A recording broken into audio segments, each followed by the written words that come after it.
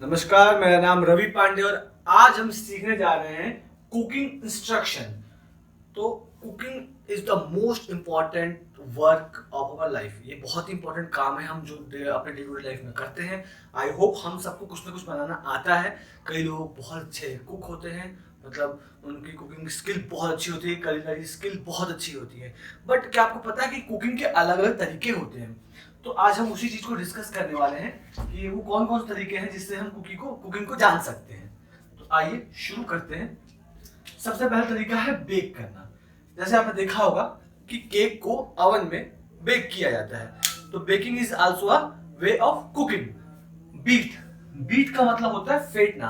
आपने देखा होगा जब कोई ऑमलेट बनाता है, कहीं आपने बाहर शॉप में ऑमलेट खाया होगा, तो उस ऑमलेट को जब वो अंडे को तोड़ता है व्यक्ति, उसको बहुत ज्यादा फेंटता है, लाइक दिस, है ना, गिलास में रख के फेंटा जाता है, उसको हम बीट कहते हैं। तो एग्स के लिए आप इसका इस्तेमाल कर सकते हैं, बीट यानी फेंटना, ताकि वो बहुत अच्छे से उसके अंदर जो इंग्रेडिएंट्स है मिक्स हो जाए। अगला हमारा है चॉप। चॉप का मतलब होता है काटना। वेजिटेबल्स को हम चॉप करते हैं, तो हम कह सकते हैं कि हम वेजिटेबल को चॉप कर रहे हैं। ब्रॉयल, बॉयल नहीं है, ब्रॉयल है। ब्रॉयल का मतलब होता है सेकना। देखिए ज्यादातर जैसे मान लीजिए नॉनवेज है, चिकन वगैरह लोग खाते हैं तो उसको ग्रिल करते हैं। ग्रिल चिकन होता है, ग्रिल के ऊपर रख करके उसको सेकते हैं, तो उसे ब्रॉयल कहा जाता है। मैं आपको साथ साथ इमेजेस भी दिखाता जाऊंगा, इससे आपको पूरी नॉलेज होती जाएगी। अब देखिए यहाँ पे है शैलो फ्राई, साथ साथ मैं बताता हूँ डीप फ्राई।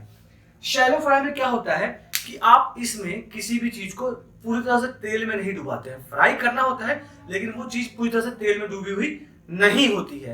लेकिन डीप फ्राई में क्या होता है, वो चीज बहुत ज्यादा तेल में डुबाई जाती है। जैसे पूरी हम तलते हैं तो वो डीप फ्राई करके बनाई जाती है, तो उसको डीप फ्राई कहते हैं। और शैलो फ्राई जो होती है वो बहुत ज्यादा डीपली, मतलब उसमें ज्यादा तेल नहीं होता, राइट। सॉटे, सॉटे का मतलब क्या होता है?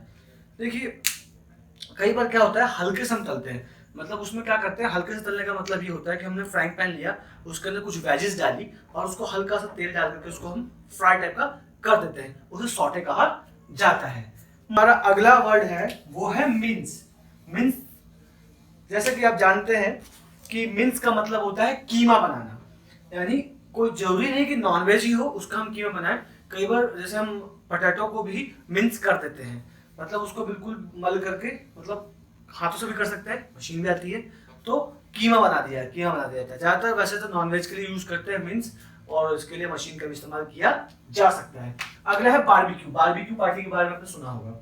धातु की छड़ होती है, रॉड होती है, उसके अंदर वेज नॉन वेज जो भी उसको पकाया जाता है आग के ऊपर। हो सकता है कि अगर ओवन है तो ओवन के ऊपर किया जाता है ये चीज, और अगर ओवन नहीं है तो लोग ज्यादातर आजकल क्या करते हैं, कहीं बाहर पार्टी कर रहे होते हैं बीच वगैरह पे, तो ऐसा व्यवस्था रखते हैं कि कोयले के ऊपर बारबेक्यू पार्टी की जाती है। उसमें हो सकता है पनीर हो, या फिर आपने देखा होगा नॉर्मली, या फिर चिकन हो, उसको उस चीज में डाल दिया जाता है, मसाला वगैरह करके उसको गर्म किया जाता है, सेका जाता है, तो उसको बोलते हैं बारबेक्यू।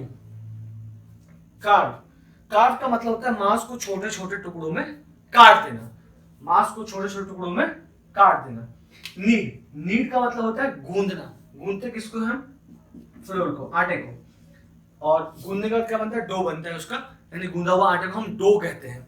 तो नीड मतलब होता है गूंदना।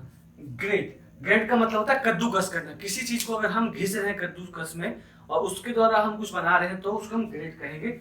डीप फ्राई बता चुका हूं आपको। देखिए ये दोनों वर्ड जो है, बॉयल और स्क्रैम्बल, एग के लिए इस्तेमाल कर सकते हैं। उबला हुआ अंडा यानी बॉयल एग, और स्क्रैम्बल, स्क्रैम्बल का मतलब भुर्जी बनाना होता है। अंडे की भुर्जी आप सबने आई होप खाई होगी, जो नॉन वेजिटेरियन है तो पता होगा उनको स्क्रैम्बल क्या है। स्ट्रीम्ड राइस हो सकता है, स्ट्रीम्ड मोमोज हो सकता है। स्ट्रीम के द्वारा भाप से किसी चीज को पकाना, तो वहां पे आप उसको, उस वे को स्ट्रीम्ड कहेंगे, राइट। तो आपको ये पूरा आई होप पूरा समझ में आया होगा। फिर भी कहीं डाउट है किसी चीज में तो आप मुझे नीचे कमेंट बॉक्स में बताइए। Thank you very much. बाकी आप इमेजेस में देख सकते हैं। जय हिंद।